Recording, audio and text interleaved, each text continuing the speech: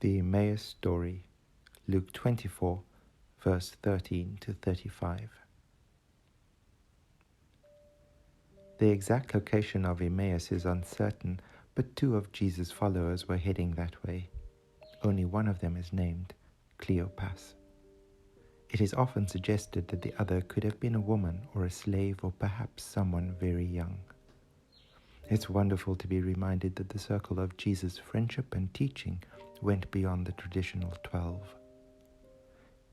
Cleopas, however, must have been close to the inner circle, for he knew the story well, and so was able to say, "Some women in our company astounded us by saying his body wasn't there, and that a vision of angels told them that he was alive." Luke always has a tenderness for marginalized, disempowered, overlooked, undervalued, the so-called other of humanity. I suspect frontline workers in these COVID days would have featured prominently in his narrative had he been writing the gospel now.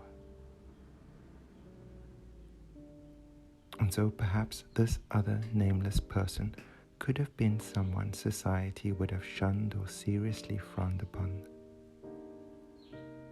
But whoever they were, on this road to Emmaus, Jesus came near to them while they were talking and discussing, while they were struggling and reflecting, while they were grieving and journeying towards their home.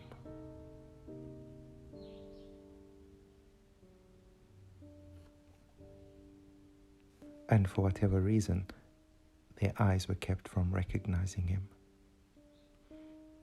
I suppose we each have our own blind spots, our own filters that prevent us from seeing the newness or love with a capital L.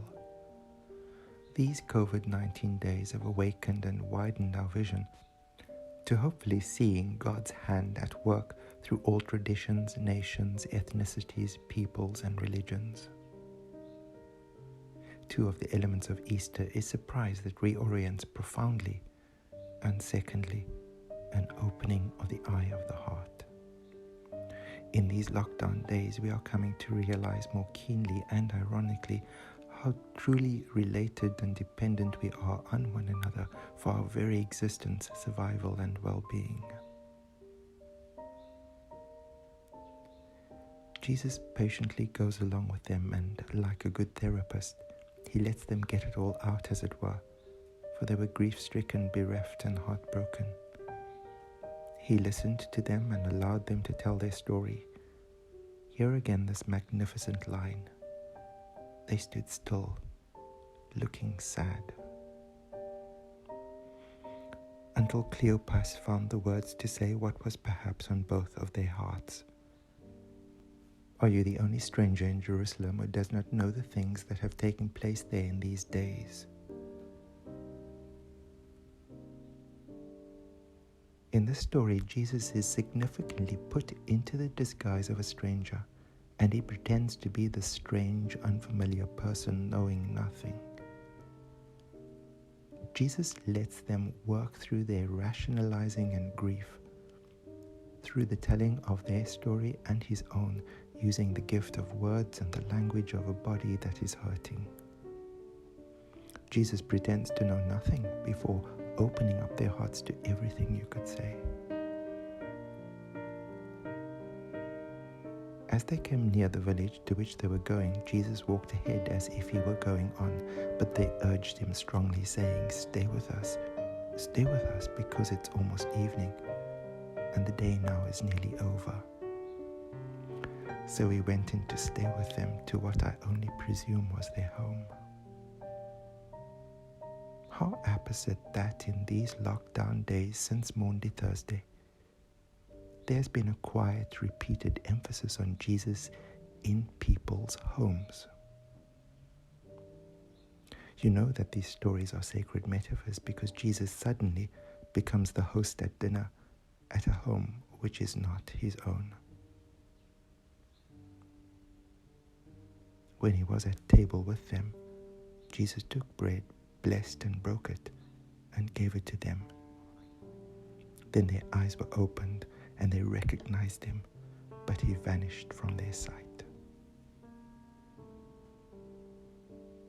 The story speaks to the elusiveness of so-called peak experiences of God, not always easily packaged, bottled, or contained. We have God and lose God almost simultaneously.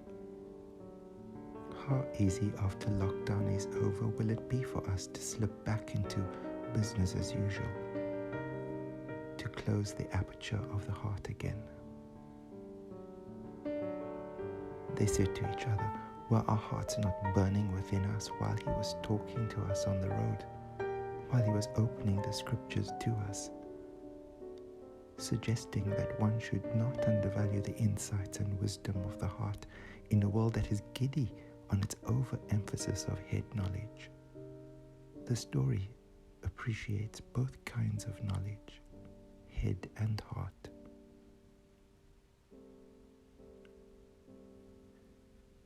A few afterthoughts with which to conclude. Have you noticed how the Gospels always make Jesus act as if it is his home, as if he is the host, he does the blessing? It is Jesus and his mother who are concerned when wine runs out at a wedding at a home in Cana of Galilee, and now again in this home, in the village of Emmaus. The sacred story suggests perhaps that wherever Jesus is, that's where his home will also be. And in that home, even if it's your own, Jesus will not only be guest, he will be servant and host.